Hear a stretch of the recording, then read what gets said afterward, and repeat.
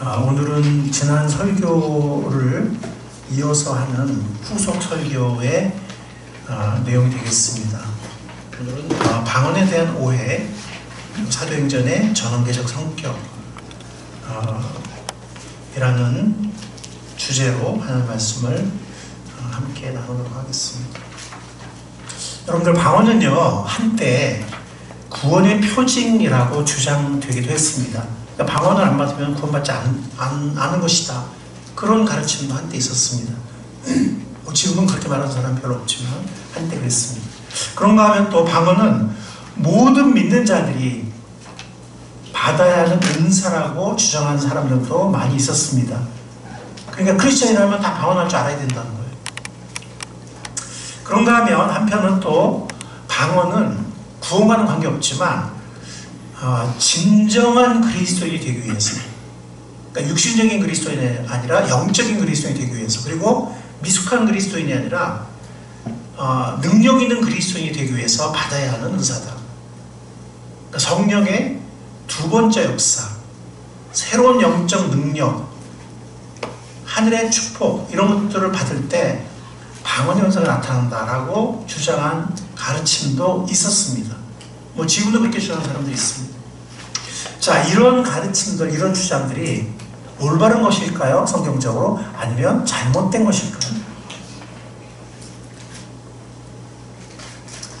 우리는 지난 설교를 통해서 방언의 은사가 어떤 것이고, 예언의 은사가 어떤 것이고, 또 방언의 은사는 어떤 특성을 갖고 있는지, 예언의 은사는 어떤 특성을 갖고 있는지를 배웠습니다. 오늘 설교를 통해서는 아까 제가 예를 들었던 그런 주장들, 그런 주장들이 과연 성경적으로 맞는 것인지 아니면 잘못된 것인지, 성경은 뭐라고 말하고 있는지, 이런 것들을 잘 깨닫고 잘 배울 수 있는 이 설교 시간이 되면 좋겠습니다. 아울러서 사도행전이라는 책이 굉장히 중요한 책인데, 성경의 신약에 있는 유일한 역사서거든요. 구약에는 역사서가 많이 있지만 신약에는 사도행전밖에 신약의 역사서가 없습니다. 그러니까 하나님의 그 신약 시대의 모든 역사를 기록을 한 거예요. 사도행전 한 권의 책에.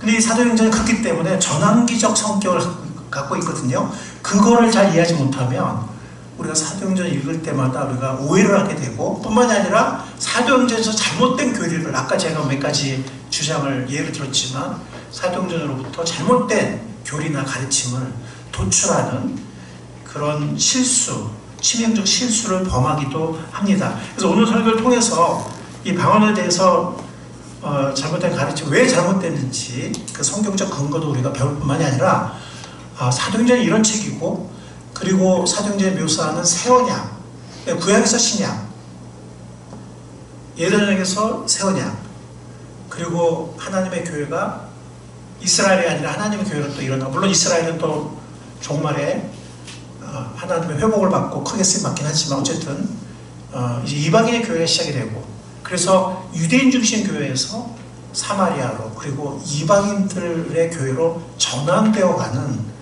그런 사도행전의 전환기적 성격에 대해서 여러분들이 분명히 분별할 수 있기를 바랍니다. 자, 그러면은 오늘 설교는 질문을 던짐으로써 좀 이렇게 진행을 했으면 해요. 그러니까 질문을 던질 때마다 여러분들이 한번 생각해 보시기 바랍니다. 저 질문에 대한 답은 뭘까? 여러분들이 표현하셔도 좋습니다. 우리는 모든 연구를 할 때 질문을 던져야 됩니다. 공부를 할 때도 그렇고, 어떤 연구를 할 때. 그 다음에 설교를 들을 때, 성경을 읽을 때, 여러분 성경을 읽을 때 이렇게 질문이 있으면 이렇게 여백에 Q라고 쓰세요. 아니면 이렇게 체크를 하시던가. 그렇게 정독을 하시기 바랍니다. 그리고 질문을 자꾸 하시기 바랍니다. 그래야 많은 걸 배울 수 있고 발전을 합니다. 자, 첫 번째 질문을 한번 우리가 생각해 보겠습니다. 왜 어떤 사람들은 모든 믿는 사람들이 방언을 받아야 한다고 주장하는가? 근거가 있을 거 아니겠어요? 그분들도 목사님이거나 선교사님이거나 그런데 성경적인 아무 근거 없이 그렇게 주장하지는 않겠죠, 그렇죠? 네. 그러면 어떤 성경 구절을 근거로 해서 이런 주장을 할까? 네, 대표적인 게 바로 이런 구절들이에요. 자, 그럼 우리 한번 찾아보겠습니다. 첫 번째 구절은 오늘 본문 말씀이기도 합니다. 오늘 사도행전 여러분들 찾을 거니까 여러분들 사도행전 이렇게 책갈피를 하시기 바랍니다. 먼저 10장으로 가보겠습니다. 10장과 8장을 주로 많이 할 거예요. 근데 이제 다른 데도 몇 군데 갈 겁니다.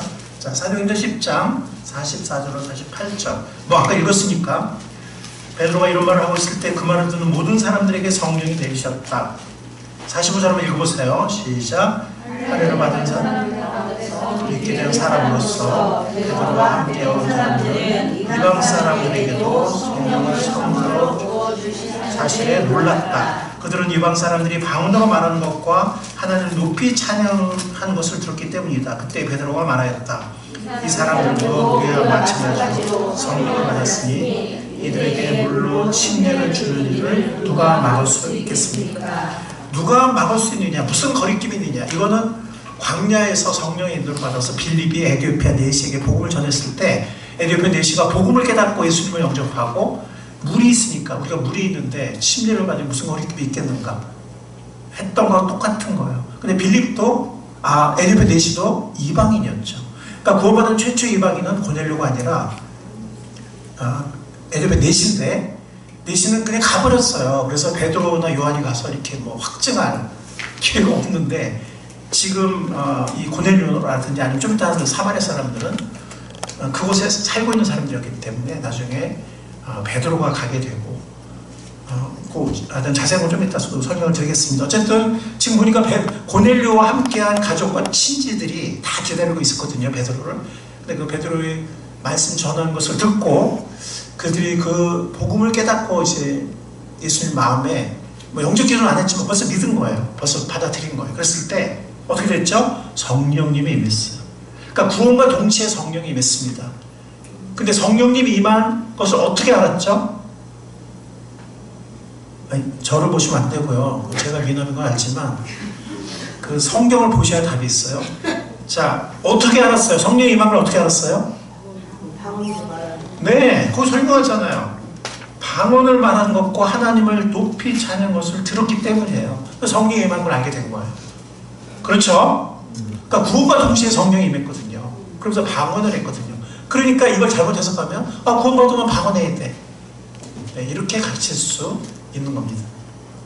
또한 한 구절 더 있어요. 사도행전 2장. 이건 굉장히 중요한 오순절날 있었던 일이죠. 자, 오순절날 사도행전 2장으로 가보겠습니다.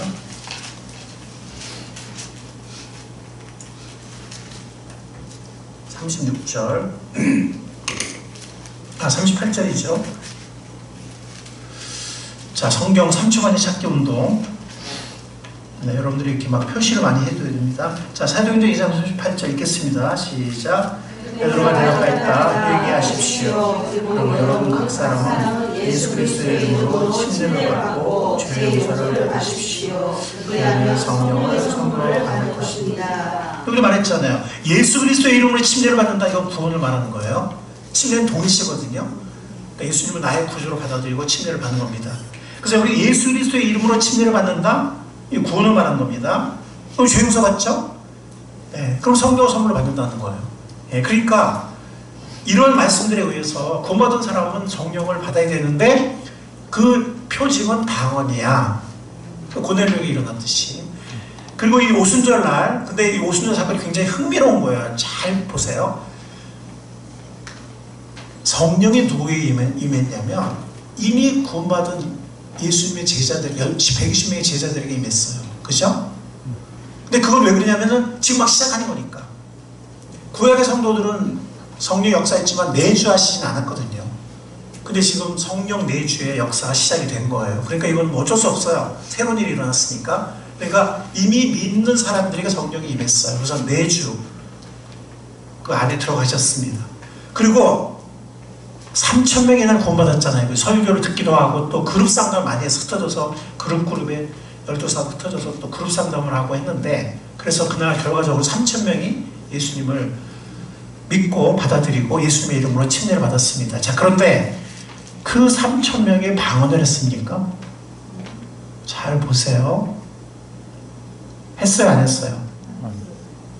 했어요, 안 했어요? 안 했어요. 한 거예요? 안 한 거예요? 안 했습니다. 뭐 했든지 안 했든지 했겠죠? 했습니까? 안 했습니까? 안 했죠. 굉장히 인트레스팅하죠?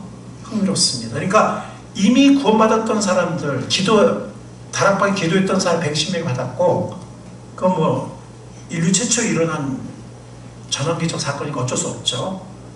예. 그 예수 믿었을 때 받은 게 아니라 이 오순절 날부터 이제 성령 시대가 열린 거예요. 성령의 내주가 시작이 된 거예요. 그런데 막상 구원받은 3,000명은 방언을 안 했단 말이에요. 재밌죠? 네. 정말 재밌습니까? 자, 그래서 바로 그거예요. 오순절날 구원받은 3천 신자들은 방언을 하지 않았어요. 그렇기 때문에 그런 일부 구절을 가지고 이걸 확대해서 제너럴라이제이션이라고 그러죠. 일반화시켜가지고 이런 특별한 사건을 일반화시켜서 모든 믿는 사람들, 모든 구원받은 사람들은 방언을 해야 돼, 방언을 받아야 돼 라고 주장한 것은 올바른 가르침입니까? 잘못된 가르침입니까? 잘못된 가르침이에요. 여러분들 이미 그런 분도 계시는지 모르겠는데 앞으로는 그 파일 폴더를 좀 사셔서 매주 여러분들이 기록하는 이 주보 설교, 주보를 모으세요. 아시겠죠? 네, 그러면 뭐 1년 혹은 2년, 한 3년이면 파일 폴더 1개 정도 될 거예요. 3년이면. 예. 지금은 여러분들 알 것 같지만 나중에는 생각이 안 나요. 가능하면 성경 여백에 자꾸 메모를 하시고, 성경을 자주 보니까. 아니면 그거 버리지 말고 모으세요. 네. 자, 그래서 이 가르침은 잘못된 겁니다. 근거가 있죠? 만약 누가 이렇게 주장하면 여러분들 근거를 댈 수 있겠어요? 있어요? 없어요? 네. 자, 두 번째 질문이에요. 사마리아의 경우는 어떤 경우였어요? 여러분들 아까 읽으셨죠? 어떤 경우였죠? 한번 가볼까요? 네. 사마리아의 경우 8장이에요. 8장. 아까 우리 본문을 읽었죠? 한 번 더 읽겠습니다. 8장 14절에서 17절. 자, 이런 거 제가 교독하겠습니다. 사마리아 사람들이 14절 하나님의 말씀을 받아들였던 소식을 예루살렘의 사도들이 듣고서 베드로와 요한을 그들에게로 보냈다. 사마리아 사람들이 성령을 받을 수 있게 하려고 그들을 위하여 기도하였다. 사마리아 사람들은 주 예수의 이름으로 침례를 받았다. 이 구원이죠. 받았을 뿐이고 그들 가운데 아무에게도 아직 성령이 내리시지 않았던 것이다. 그래서 베드로와 요한이 그들에게 손을 얹으니 그들이 성령을 받았다. 질문합니다. 오순절날 구원받은 3,000명의 사람들에게 성령이 임했을까요? 안 임했을까요? 임했습니다. 근데 그건 내주하신 거거든요. 우리 마음에 들어오신 그건 꼭 반드시 방언으로 표적으로 나타날 필요는 없어요. 그러니까 나타나는 경우가 있고 안 나타나는 경우가 있는데 그럼 나타나는 경우는 왜 나타났을까? 우리가 오늘 그걸 깨달아야 돼요. 왜 어떤 경우 나타나는지 오늘 우리가 그걸 분명히 알아야 돼요. 자, 16절에 주 예수 그리스도의 침례받았다. 이거는 아까 오순절 사건하고 똑같아요. 구원받은 거예요. 근데 왜 성령은 나중에 베드로와 요한, 이거 지금 누가 복음을 전해서 예수 믿은 거죠? 앞부분을 보세요. 4절, 5절 보세요. 8장 4절, 5절. 누가 전한 거예요? 네, 빌립은 사도입니까? 7 집사 중에 한 사람이죠. 예루살렘 교회 7 집사 중에 한 사람이에요. 집사가 이렇게 한 거예요. 놀라운 것은 집사가 지금 사마리아 사람들에게 제일 먼저 복음을 전했잖아요. 장벽을 넘어서서, 그죠? 이방인에게도 누가 제일 먼저 전했어요? 에디오페네시도? 빌립이 전했어요. 참 놀랍지 않습니까? 여러분 같은 평신도 중에 한 사람이 예수님이 뭐라고 했어요? 오직 성령이 너에게 임하시면 너희가 권능을 받고 예루살렘과 온 유대와 사마리아와 땅끝이 뭐예요? 이방인들이에요. 이방의 많은 족속들 땅끝까지 이르러 내 증인이 될 것이니라 하시니라. 빌립이 다 그걸 대처하는 거예요. 빌립. 사마리아도 땅끝도. 아멘. 아멘. 하나님이 목사나 선교사만 쓴 게 아니라 오히려 이렇게 성도들을, 일반 성도들을 귀하게 쓰십니다. 아멘. 그게 신약교의 역사고 사도행전의 역사입니다. 자, 근데 사마리아의 경우를 보면은, 그 아까 말씀드렸던 사도행전 1장 8절이 어떻게 보면 그 단계를 따라서 사도행전이 펼쳐져 나가요. 사도행전이. 나중에 이제 이방인 선교를 본격적으로 한 건 바울이고, 물론 개척한 거는 빌립이나 베드로였지만 본격적으로 한 건 이방인의 사도로 부름받은 바울이고, 그래서 이렇게 펼쳐져 나갑니다. 그리고 사도행전의 전환기적 성격을 제가 아까 말씀드렸는데, 사도행전 1장 8절이 키예요. 그렇게 전환돼, 그렇게 단계적으로 전환돼 가는 거예요. 자, 그래서 이 사마리아의 경우처럼 이 경우는 구원받고 빌립을 통해서 구원을 받았어요. 그래서 실제로 보면은 6절에도 보면은 정말 전심으로 말씀을 들었고요. 빌립의 말을. 그 다음에 12절도 보면은 그런데 빌립이 하나님 나라와 예수 그리스도의 이름, 구원자죠, 에 관한 기쁜 소식, 복음이죠. 복음을 전하니 남자나 여자나 다 그의 말을 믿고서 침례를 받았다. 오순절하고 똑같은 거죠. 오순절하고. 이 사람들 이때 구원 받은 거죠. 그죠? 아멘. 예. 16절에서도 주 예수 그리스도로 침례를 받았다. 이 구원이에요. 그런데 아직 성령이 임하지 않았어요. 오순절 안에는 임했는데 이때는 임하지 않았어요. 왜 그럴까? 바로 이것 때문에 어떤 사람들은 구원을 받고 성령은 나중에 받는 거예요. 이때 성령 받을 때 특별한 하나님의 백성이 되고 특별한 능력을 받고 특별한 어떤 은총을 받아, 새로운 능력, 새로운 축복을 받아, 이렇게 주장하는 사람들이 나온 거거든요. 왜냐하면 시간차가 있으니까. 구원하고 성령. 이해 가세요? 가세요? 그러니까 잘못된 가르침들이 아무 근거 없이 그렇게 가르친 게 아니라는 거죠. 뭔가 근거가 있다는 거죠. 문제는 해석을 잘못한 거예요. 이해 가시죠? 네.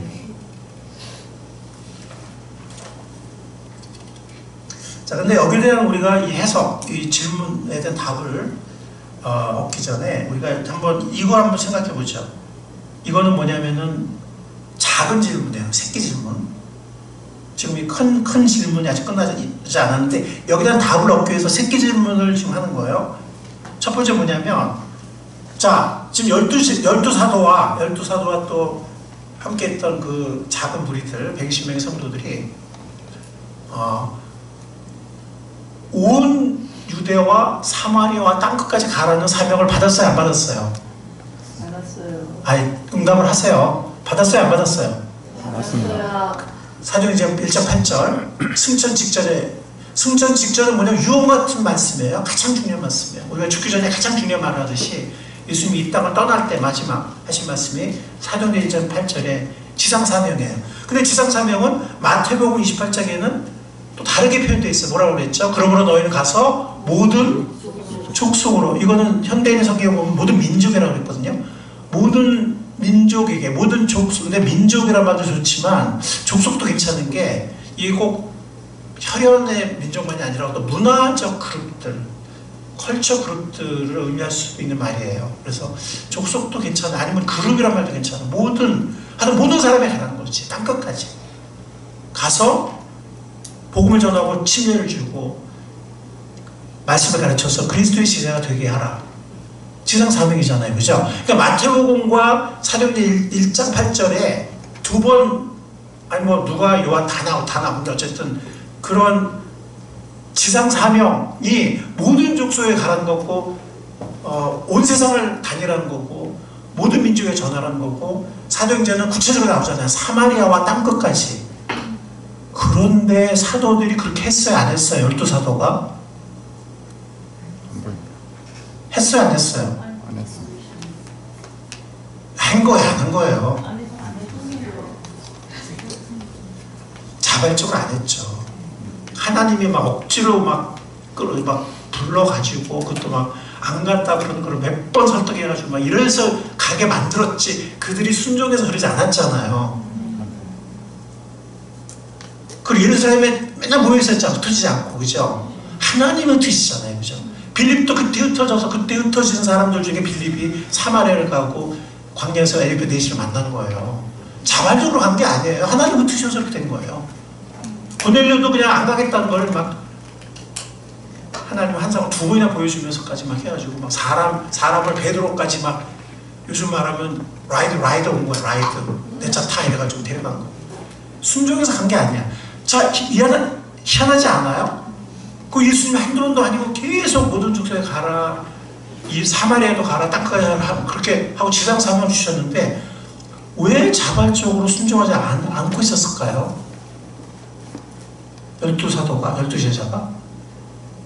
이상하지 않아요? 아, 저만 이상해요? 생각해봐. 이상하지 않아요? 그 몇 번이나 강조하셨는데 땅까지 가라고, 사마리아 땅까지 가고 모든 족속에 가라고 했는데 왜 안 가고 있을까요? 예루살렘에만 모였을 뿐만이 아니라 예루살렘에도 조금 사마리아가 하루 그냥 하루 길도 아니에요. 몇십만 명 사마리아인데 안 갔잖아요. 여기 몇천 명 모였는데 한 사람도 안 갔잖아요. 흩으니까 그때 가서 이제 빌립이 도망가야 되니까 가다 보니까 사마리아 가게 되고 막 이러면서 자연스럽게 전한 것이 내가 가야지 하고 간 게 아니잖아요. 요즘 선교사들처럼 자발적으로 한 게 아니잖아요. 왜 그랬을까요? 응?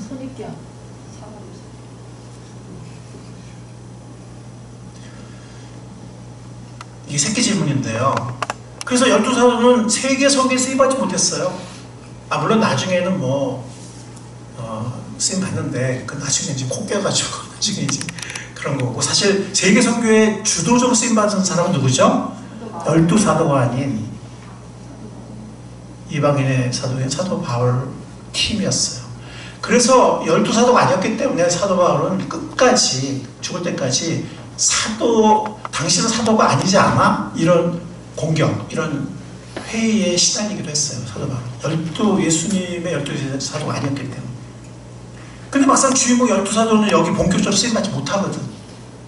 오히려 12제자 아니었던, 그죠? 예수님을 살아서 본 게 아니라 부활하신 예수님을 다메섹 도상에서 만났던, 그전에는 예수님을 핍박했던, 어떻게 보면은 밖에서 온 사람이에요. 예수님이 진짜 제자들이 아니야. 이상하잖아요. 이거 이상한 일이잖아요. 예수님의 마지막 유언처럼 몇 번이나 부탁을 했는데 왜 순종하지 않느냐는 거지.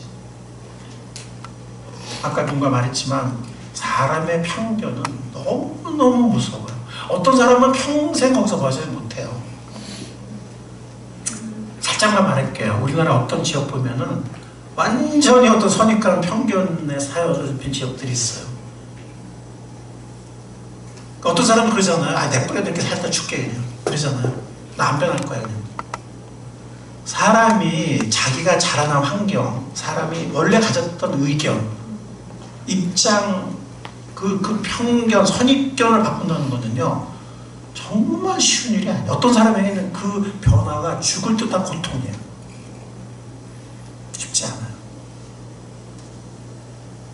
우리는 하나님이 말씀하시면 언제든 바꿀 수 있기를 바랍니다. 아멘. 사도행전 11장 잠깐 가보겠습니다. 이건 뭐냐면 베드로가 고넬료 일가를 구원받는 데 쓰임받고 나서의 일이에요. 베드로도 안 간다고 그랬잖아요. 이방인 더럽다고 안 간다고 그랬잖아요. 그러니까 하나님이 환상을 2번이나 보여가지고 가라고 사람까지 보내가지고 데려가잖아요. 그죠? 그래서 어떻게 됐죠? 성령이 내려오니까 한 명이 없는 거예요. 근데 베드로만 간 게 아니거든. 누가 같이 갔어요? 10장에 45절에 보면 할례를 받은 사람들, 즉 할례 받은 사람들은 유대인들이잖아요. 그러니까 유대 그리스도인들, 그러니까 크리스천인데 유대인 크리스천. 초기 교회는 유대인 크리스천이 많았거든요. 예루살렘 교회부터 시작해서 나중에 이제 이방인들이 많아지죠. 지금은 이방인의 시대죠. 이방인이 훨씬 많고 유대인들은 정말 극소수죠. 근데 처음에는 예루살렘 교회 다 유대인들이잖아요. 그러니까 예루살렘 교회에서 간 거예요. 예루살렘 교회에서 이 고넬료 일가 모인 곳에 할례를 받은 사람 가운데, 이거는 구원받지 않은 바울을 공격한 바리새파를 말하는 게 아니라 구원받은 유대인 신자들을 말하는 거예요. 그 사람들이 놀라는 거예요. 이방인이 어떻게 성령이 내리지? 아니 예수님이 이방인을 가라고 했는데 이 사람들 지금 놀란다는 자체가 이게 웃기는 거거든요. 당연한 일인데 깜짝 놀란다는, 이럴 수 없는데 이게 이런 일이 일어나지? 그만큼 편견에 사로잡혀 있는 거예요. 예수님이 그렇게 신신당부했음에도 불구하고. 그럼 그 사람들은 어떤 생각을 갖고 있었을까요? 그 사람들이 이방인이 구원받는 거를 반대한 건 아니에요. 이방인이 구원받을 수 없다고 생각한 건 아니에요. 그럼 그 사람들은 어떻게 생각하고 있었을까요? 질문이에요. 자, 잘 들으세요. 그들은 이방인들이 구원받을 수 있다고 생각했어요. 근데 이런 방식은 아니었어요. 어떤 방식?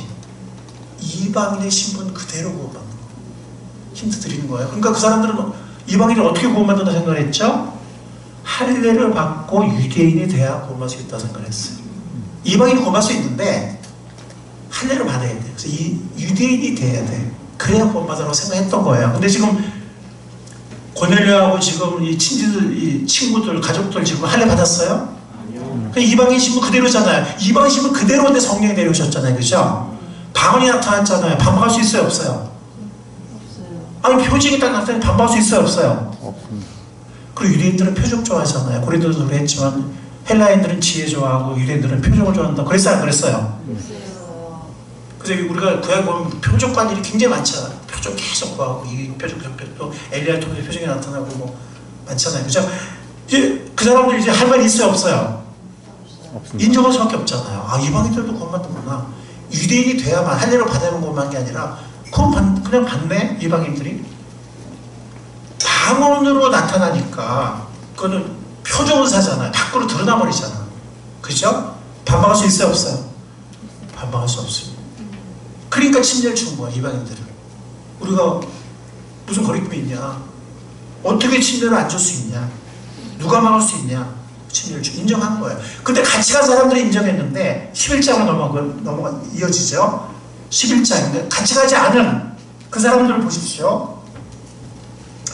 1절부터 보겠습니다. 사도들과 유대에 있는 신도들이 이방 사람들도 하나님의 말씀을 받아들였다는 소식을 들었다. 2절 한번 읽어보세요. 그래서 베드로가 예루살렘에 올랐을 때 할례를 받은 사람들이 3절 읽겠습니다. 당신은 할례를 받지 않은 사람들 집에 가서 그들과 함께 음식을 먹은 사람이라고 그를 나무랬다. 지금 이방인과 어울렸다 이거야. 유대인들은 식사할 때 친밀한 관계에서 식사한다 그랬잖아요. 어떻게 이방인 집에 들어가서 어떻게 식사까지 할 수 있냐? 아니 이렇게 안 하면 어떻게 그 사람들을 구원받게 할 수 있어요? 어떻게 복음 전하고 그 사람들 복음 전할 수 있어요? 그러니까 말도 안 되는 거예요. 그러니까 복음 안 전하겠다는 거지. 그러니까 그 사람들이 할례 받으면 구원받는 거지. 어떻게 이 더러운 이방인의 신분 그대로 집에 들어가고 음식 먹고 이렇게 하냐? 지금 영원히 구원받았습니다. 아멘. 아멘. 한 사람도 아니고 많은 사람들이 구원받았어요. 이 고넬료가 건강한 사람이라 다 모아놓은 거예요. 자기 나만 들을 수 없어 하고 온 가족 다 모아놓고 친지들 친구들 다 모아놓고 몇 명인지도 몰라. 그거 기뻐야 돼요? 안 기뻐야 돼요? 네. 근데 좀 관심사는 너 왜 이방인 만났어? 너 왜 이방인하고 밥 먹었어? 이거예요. 편견이 얼마나 무섭습니까? 지금 이 사람도 구원받지 않은 사람들이에요? 1절 보세요. 사도들과 유대에 있는 신도들 구원받은 사람들이에요. 유대인 크리스천들이. 이 편견이 얼마나 무섭습니까? 베드로 설명하죠. 14절 그가 너와 베드로 13절 베드로하고 시몬을 불러오는 이거 하나님이 역사하신 거죠. 예, 14절 그가 너에게 너와 내 온 집안이 구원을 받을 말씀을 이루어줄 것이다 하는 계시를 받은 거예요. 그래서 가서 베드로를 불러온 거예요. 어디 있다 집까지 하나님이 성령이 가르쳐줬어요. 집까지 찾아가서 데려온 거예요. 그쵸? 15절 내가 말을 시작하니 내가 누구예요? 베드로예요. 내가 말을 시작하니까 시작은 아니고 이제 쭉 진행을 했죠. 복음 쭉 전했죠. 그랬더니 성령이 처음에 우리에게 내리시던 것 같이 언제요? 오순절날 구원받은 사람들에게 임했었잖아요. 그러니까 성령이 임하면 구원받은 거죠. 아멘. 아 최소한. 아멘. 그걸 자기들이 내렸잖아요. 오순절날에 120명한테 그죠? 네. 내리신 것 같이 그들에게도 내리셨다. 똑같았다. 아멘. 그때 나는 깨달았다는 거예요. 요한은 물로 침례를 줬지만 너희는 성령으로 침례 받을 것이다 하신 주님의 말씀이 생각났다는 거예요. 아 이게 성령의 침례구나. 그래서 물침례를 줬다는 거예요. 성령 침례 받았으니까 물침례 줬다는 거예요. 17절 그러므로 하나님께서 우리가 주 예수 그리스도를 믿을 때에 우리에게 주신 선물 성령님이죠. 아멘. 네. 그들에게도 주셨는데 왜 내가 누구에게 감히 하나님을 거역할 수 있냐? 아멘. 베드로도 편견에 사로잡힌 사람이 안 가겠다 그랬잖아. 이방인은 반볼 수 없다고 그랬어요. 그럼 어떻게 복음을 전하겠다는 거예요? 그러니까 니들이 유대인 돼 이거예요. 니들이 유대인 되지 않으면 너 상종할 수 없어. 이런 편견에 사로잡혀 있었던 거예요. 그러니까 이방인은 사람 취급 안 하는 거예요. 이방인은 사람도 아니야. 유대인의 문화에 보면 이방인들 막 개다 막 이래요. 상종 안 하려고 했어요. 사마리아인들도 그렇고. 그러니까 복음의 장벽을 치는 거예요. 이게 온 세계에 온 전해야 되는데 이게 편견을 탁 벽을 치고 있는 거예요. 누가? 구원받은 사람들이, 구원받은 유대 크리스천들이. 하나님이 그걸 깨시는 거예요. 그걸 깨려면은 사마리아 사람들에게도 베드로가 가야 돼. 딴 사람이 가면은 또 문제 삼고. 빌립이가 전했잖아요. 인정 안 해. 베드로가 가야 돼. 이 고넬료도 만약에 바울이 전했으면 또 문제 삼았을 거예요. 근데 베드로는 열두 사도의 대표잖아요. 정통성이 있잖아요. 방언이 표적이 나타났잖아요. 하나님의 역사가 나타났잖아요. 어떻게 반박할 거예요? 어떻게 비난할 거예요? 하나님께서 편견을 깨는 그 장벽마다 그때만 방언이 나타나요. 그렇지 않은 경우는 방언 안 나타나요. 자, 에디오피아 넷이 구원받을 때 성령 방언 안 했어요. 유대인들 구원받을 때, 한정 구원받을 때 방언 안 했어요. 이방인의 사역, 빌립보 간수들, 빌립보 루디아 구원받을 때 방언했습니까?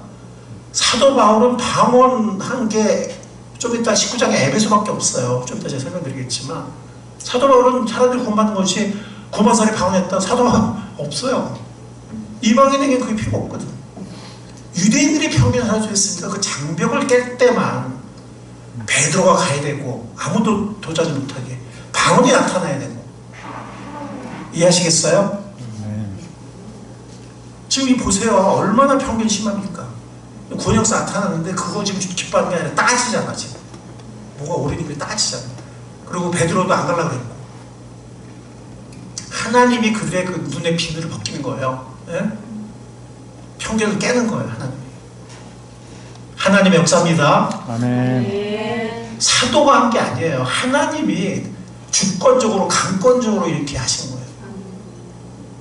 장벽을 깨신 겁니다. 그러니까 편견이 이렇게 무서운 거예요. 인간의 편견. 자, 이제 답할 수 있겠죠? 자, 이미 다 구원 받았거든요. 지금 빌립의 전도를 통해 다 구원 받았어요. 침례까지 받았어. 근데 왜 베드로를 다시 또 보내야 돼? 왜 방언의 현상 나타나야 돼? 이제 이해 갔죠? 사마리아 사람들도 얼마나 멸시했습니까? 안 갔어요. 그 당시 유대인들은요, 사마리아 저 갈릴리에서 올라오면 있잖아요. 그 중간에 사마리아를 거쳐야 예루살렘 가거든요. 성전으로 가거든. 이방 땅으로 이렇게 갈릴리, 그러니까 요단을 건너가지고 이렇게 이방 땅으로 갔다가 다시 요단으로 다시 들어가서 이렇게 삥 돌아가지고. 근데 예수님은 사마리아 수가성으로 가셨어요, 안 가셨어요? 장벽을 깨신 분이에요, 예수님. 근데도 지금 사도들은, 제자들은 순종하지 않고 있는 거예요. 그러니까 빌립을 통해서, 평신의 빌립을 통해서, 그것도 흩으니까 그냥 할 수 없이 가는 거예요. 이해하시겠죠? 여러분 이해하시겠죠? 인간의 장벽을 깨고 새 시대를 열기 위해서 이제 사도행전 그랬잖아요. 예루살렘과 온 유대까지 전했거든요. 다 그건 크리스천들이죠. 유대들이니까 예루살렘. 근데 그 다음 땅이 뭐예요? 사마리아예요. 그 다음 또 뭐죠? 땅 끝까지 이방인들. 이 단계를 편견의 벽에 가로막고 있잖아요.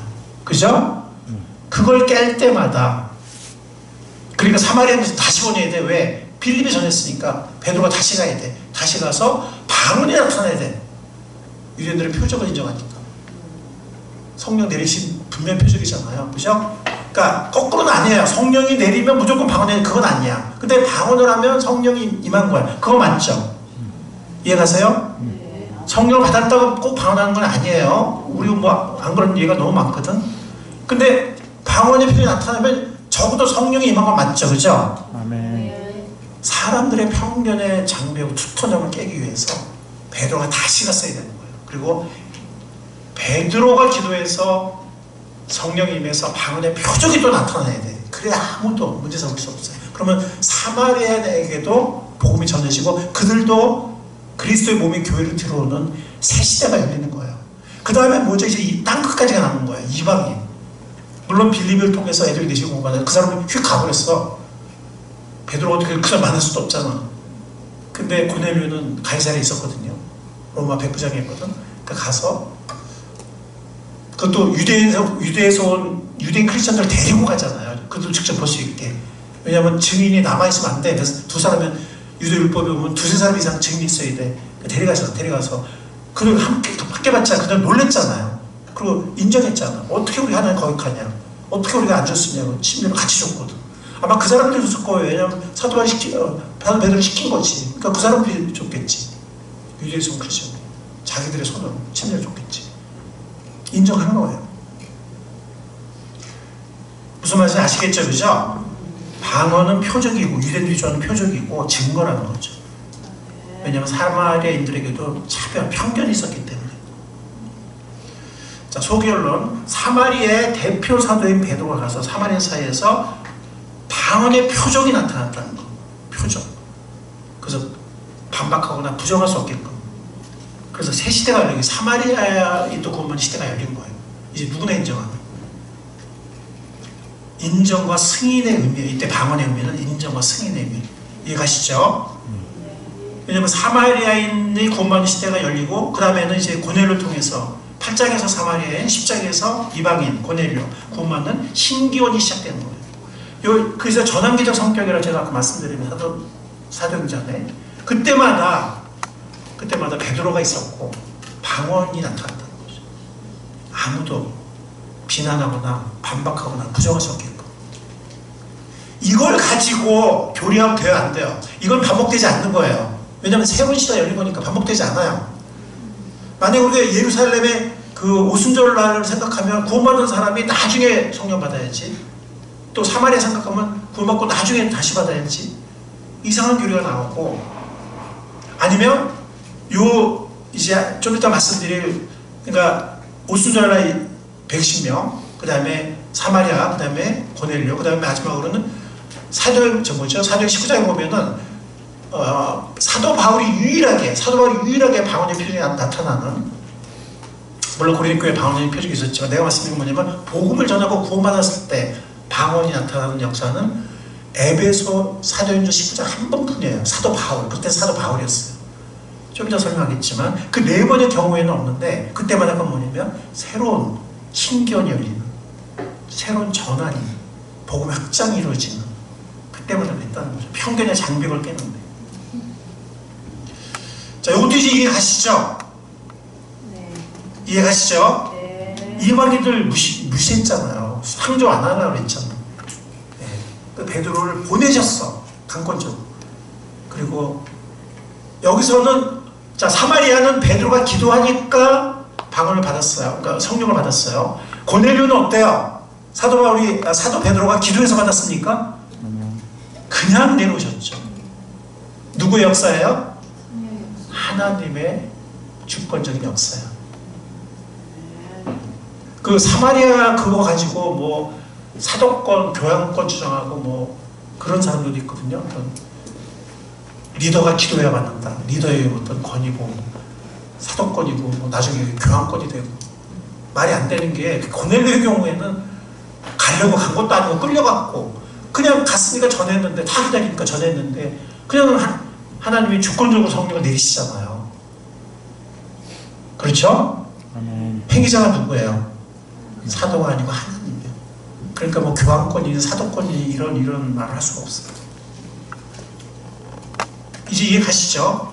인정과 승인의 의미고, 이거는 사도 바울의 이방인 사역에 대한 정당한 근거도 돼요. 왜? 사도 바울이 사도행 15장에 보면은 이게 웃기는 게, 이제 제가 죄송합니다. 웃기는 말을 써서. 근데 정말 웃겨요. 가만 생각해보면 이게 아이러니예요. 아이러니. 그러니까 예수님이 3년 동안 훈련했고 같이 살았고 마지막 유언처럼 땅끝까지 사마리아와 땅끝까지 가라고 하셨는데 안 가는 거예요. 순종 안 하는 거예요. 편견에 잡혀가지고. 그러니까 하나님이 사도 바울을 쓰시잖아요. 그죠? 근데 그 전에 고넬료 이방인이 구원받는 베드로 사건이 없었으면 사도 바울 공격 엄청 당했겠어요? 안 당했겠어요? 당했겠지. 근데 이 사건은 사도 바울이 이방인 사역을 하는 정당 근거가 돼요. 자, 그런데 그러고 나서 15장이 열려요. 왜냐면 1차 성경이 끝나고 나서 사도 바울이 예루살렘에 가서 모교회도 아니지만 모교회는 안디옥교회인데 지혜로운 거죠. 어쨌든 이 사람 여기 최초의 교회고 사도들이 몇도 사도가 있으니까 가서 보고를 합니다. 안 그래도 되는데 나 하나님이 시킨 거고 모교회는 안디옥인데 지혜로운 거예요. 그 리더, 기존 리더들의 인정을 받기 위해서 하는데 논쟁이 벌어져요. 왜 할례도 받지 않는 사람이 아직까지 그런 사람들이 있는 거예요. 그러니까 베드로가 일어나가지고 베드로가 변화해요. 왜? 고넬료 사건을 겪었거든. 사도 바울이 변하지 않습니다. 사도행 15장을 보세요. 예루살렘 회의라고 그러는데 과연 이방인은 구원할 수 있냐? 아니 너무 당연한 건데 그 회의를 한다니까요. 그 논쟁을 한다니까요. 얼마나 웃기는 얘기입니까? 인간의 편견이 얼마나 무섭습니까? 할례 받지 않은 사람들이 구원할 수 있냐? 또 그 얘기하는 거예요. 또 그 얘기. 그때 베드로가 일어나요. 사도 바울은 가만히 있습니다. 지금 베드로가 일어나서 변호를 해요. 내가 이런 일이 있었다. 하나님이 성령을 보내주셨다. 하나님이 보내주셨는데 우리가 어떻게 반박할 수 있냐? 15장 8절이에요. 줄 치세요. 15장. 그리고 사람의 마음속을 아신 하나님께서 우리에게 주신 것 같이 그들에게도 성령을 주셔서 그들을 인정해 주셨습니다. 인정에 동그라미 막 치세요. 빨간 걸로. 인정. 하나님께서 그들의 믿음을 보여서 그들의 마음 깨끗하게 우리와 그들 사이에 아무런 차별도 두지 않았다. 유대인과 이방인 사이에 아무런 차별이 없다. 11절 우리가 주 예수 그리스도의 은혜로 구원을 얻고 그들도 꼭 마찬가지로 은혜로 구원을 얻는 것이다. 할례가 아니다. 왜냐면 5절에 보면 그런데 바리새파 속하였다가 신도가 된 사람들 그 유대인 크리스천이죠. 그죠? 구원받은 사람들이 아니에요? 구원받은 사람들이죠. 그죠? 바리새파 속하였다가 사도 바울도 바리새파 속하였다고 구원받았잖아요. 속하였다가 신도가 된 구원받은 거예요. 몇 사람이 일어나가지고 이방 사람들에게도 할례를 행하고 모세율법 지키도록 해야 된다. 이건 뭐냐면 유대인이 되라는 거예요. 유대인이 되어 구원받는 것이 어디. 그래서 사도 베드로가 일어나는 거예요. 그래서 7절에 보세요. 많은 논쟁을 했대. 이게 얼마나 아이러니예요. 웃긴 얘기. 아직까지 무슨 많은 논쟁을 해. 지상 사명을 예수님이 주셨는데 몇 번이나 부탁하셨는데 그 사도 베드로가 변호하는 거야. 우리가 어떻게 하나님의 역사를 우리가 가로막냐. 하나님이 인정했는데 하나님의 성령을 주시고 하나님이 인정했는데 우리가 어떻게 그걸 가로막냐. 12절 그러자 온 예족은 조용해졌다. 이게 AD 50년이니까 예수님 승천하시고 17년 지난 다음에 일이에요. 아직도 이러고 있어. 사람의 편견이 얼마나 무섭습니까? 그리고 그들은 바나바 바울이 하나님께서 자기들을 통하여 이방 사람을 행하신 온갖 표징과 놀라운 일들을 이때 비로소 보고한 거예요. 사도 바울이 변하고 나서. 그러고 나서도 또 필요해. 야고보가 일어나요. 이 야고보는 12제자 야고보가 아니고 예수님의 친동생 야고보예요. 예루살렘 교회의 최고 권위자. 야고보가 하고 나서야 비로소 이제는 다 누구나 인정하게 되는 거예요. 베드로 얘기하고. 그래서 이방인을 향한, 그러니까 이방인들이 할례받고 유대인이 되지 않고서도 구원할 수 있다는 사도 바울의 사역이 공식적으로 인정받은 거예요. 이미 1차 선교는 끝났지만 하나님 보내신 거 아니에요. 불러가지고 안디옥 교회에서. 근데도 사람이 이렇게 편견이 심해서 17년이 지나서 아직도 이걸 갖고 싸우고 있단 말이에요. 그러니 사마리아나 혹은 고넬료에 거기서 베드로가 안 갔으면, 방언 안 나타났으면 어떻게 됐겠어요? 인정 안 하죠. 그러다 보니까 어떤 경우는 구원받고 나중에 사마리아는 나중에 베드로가 처음에 전한 게 아니잖아요. 빌립이 전했죠. 그러니까 베드로가 나중에 다시 가서 기도해서 받고, 그 다음에 누구죠?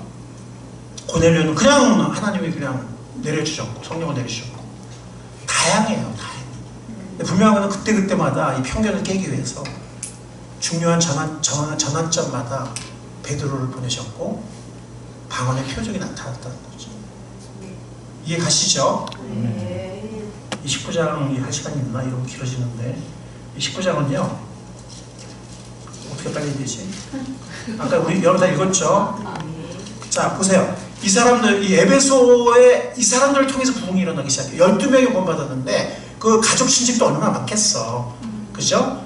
그러니까 뭐 12명이 거의 한 100명 이상. 옛날에는 가족 유대가 강했잖아요. 지금 같지 않잖아요. 그러니까 내 생각에는 100명, 200명이 아마 그때 에베소 교회를 시작했을 거예요. 100명 이상. 12명이 뽑았으니까. 이때부터 이제 에베소에서 도란 노선을 세우게 되고 하여튼 하나님의 부흥 역사가 일어나기 시작하는데, 바울이 경험한 유일한 뭐라 그러죠? 규모가 있는 사역이에요. 대부분의 사도 바울은 몇 명, 많아도 뭐 열 몇 명 이런 가정교회들이었는데, 에베소에는 굉장히 많은 사람이 뭐 숫자도 몰라요. 예루살렘 교회만큼 뭐 몇천 명까지는 아니었을지 모르겠지만 상당히 규모 있는 사역이었어요. 근데 규모 있는 사역은 반드시 유대인 양반돼요. 왜? 이미 마음같이 다 준비된 사람들이니까. 하나님 사랑하고 율법도 너무 잘 알고 있고, 예수님이 그들이 그토록 기다리고 있는 메시아 요것만 모르는 거예요.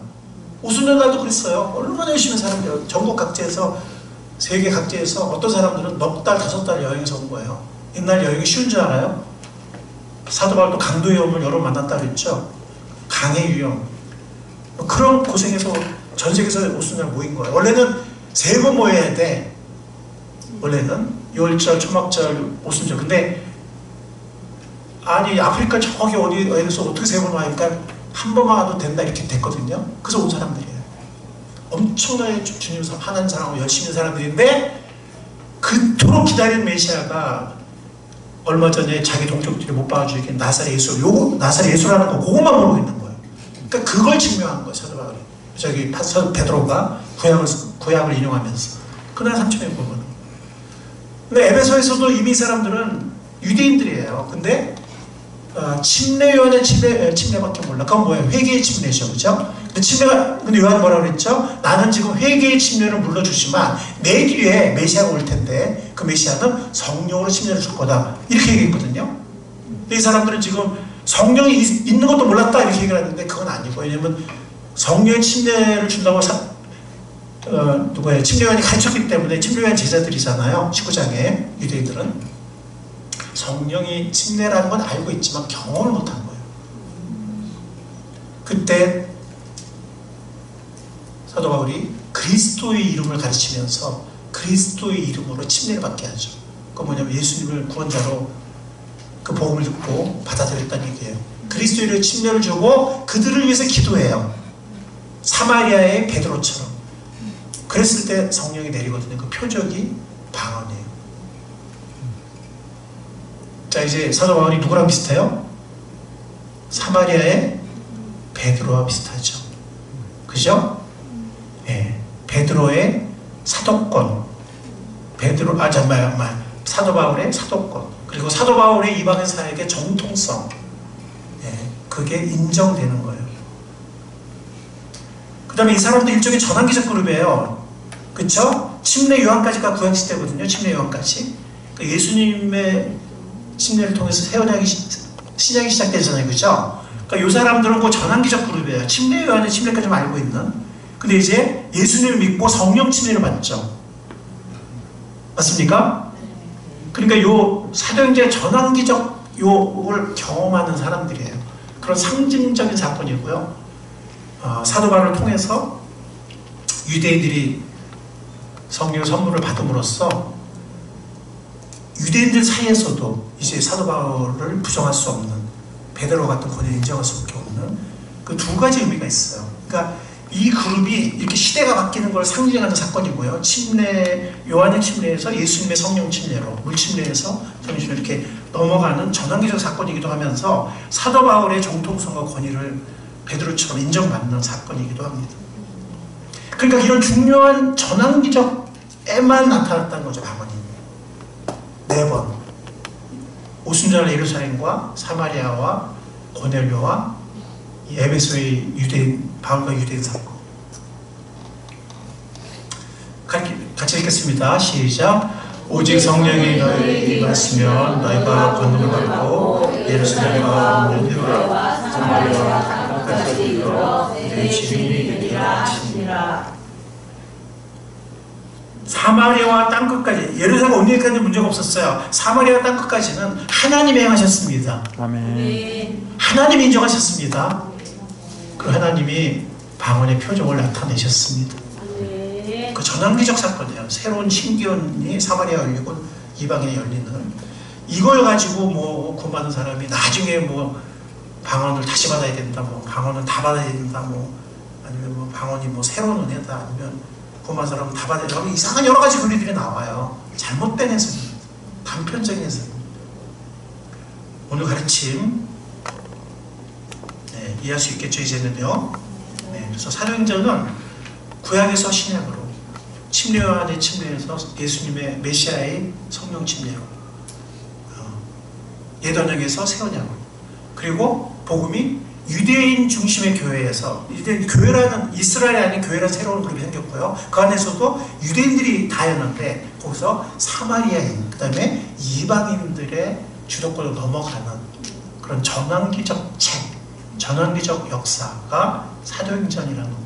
이걸 제대로 분별을 못하면 사도행전에서 이상한 많은 교리들이 나올 수 있어요.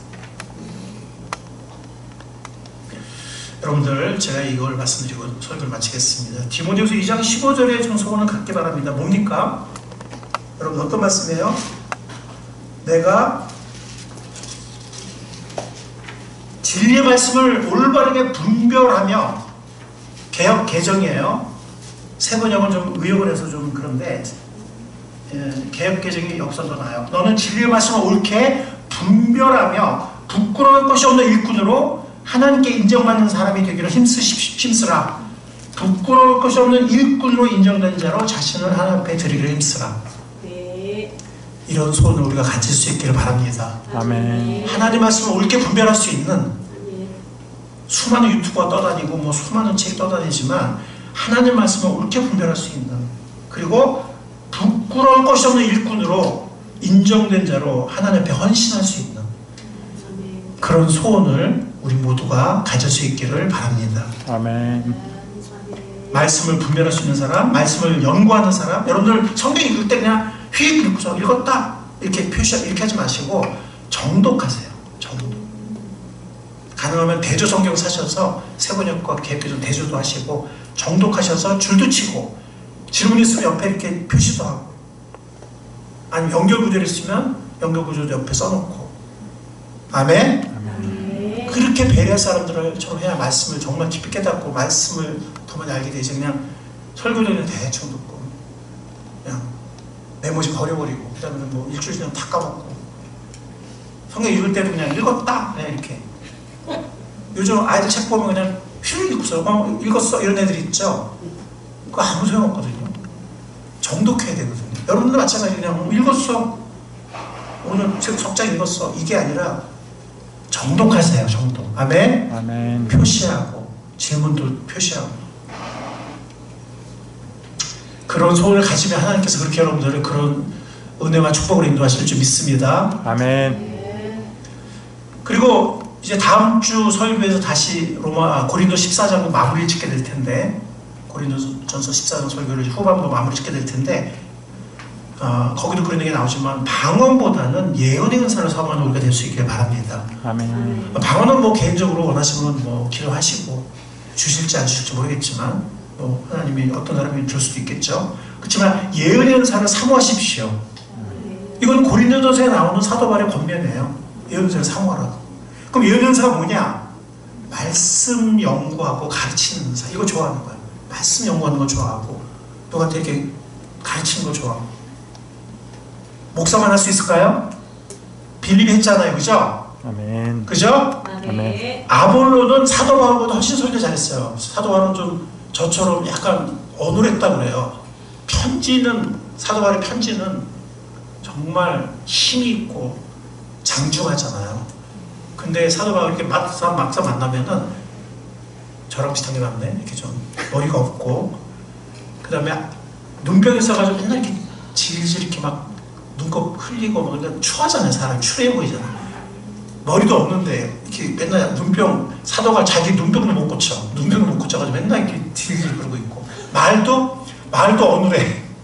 그러니까 만나면 실망한다는 거예요. 편지 보고서 와, 이 대단한 분이네 이렇게 했다가 만나면 뭐야? 자기 눈병도 못 고쳐, 말도 어눌해, 머리도 별로 없어. 그러니까 제가 위로를 받습니다. 근데 사도 바울은 정말 하나님의 말씀을 열심히 말씀에 정통한 사람이었고, 그리고 말씀을 정말 사랑하는 사람이었고, 말씀을 잘 가르치는 사람이었습니다. 여러분, 우리도 말씀 연구하는, 아멘. 아멘. 네. 그리고 빌립이 막 이렇게 사실은 베드로를 보면서 공인을 한 거지. 빌립이 다 울었잖아요. 사마리아, 에리페 네시, 이방인, 그죠? 그 다음에 사도 바울보다 설교를 더 잘하는 아볼로라는 사람이 있었는데 정말 설교를 잘했거든요. 사도 바울보다 훨씬 잘했거든요. 그래서 고린도 교회에 아볼로파가 생겼잖아. 사도 바울이 교회는 사도 바울이 세웠는데 아볼로파가 생겼어. 근데 그 아볼로를 가르친 사람이 누구예요? 당신 좀 모르는 게 많네. 일로 와봐. 가르친 사람이 누구예요? 브리스길라와 아굴라예요. 평신도들이. 그것도 여자가 먼저 나와. 아굴라와 브리스가 아니고 브리스길라와 아굴라예요. 다음 주 설교에서 여자들은 교회에서 잠잠하라는 말씀이 고린도전서 14장에 나오는데, 그럼 우리가 어떻게 해석해야 될지. 교회에서 잠잠하는 게 하나의 말씀이, 여러분들 지금 우리 교회는 이렇게 보면은 남자 소리 거의 안 들리고 여자들 그냥 까먹는 얘기를 하고, 그 다음에 와! 우리 교회는 너무 비성서적인 교회예요. 네? 우리 교회는. 그래서 조용한 자매들이 우리 교회 좀 힘들어해. 와, 이 교회 정말 힘들다. 너무 크니까. 그 의미를 다음 주에 우리가 좀 무슨 의미인지, 어떻게 해석해야 되는지. 만약 그게 문자 그대로 받아들이면 우리 교회는 엄청 비성서적인 교회예요. 자매들 오늘 밥 먹으면서 아무 말 하지 말아야 돼. 다음 주에 이제 할 텐데, 어쨌든 그 아볼로를 가르친 누구라고요? 브리스길라와 아볼라.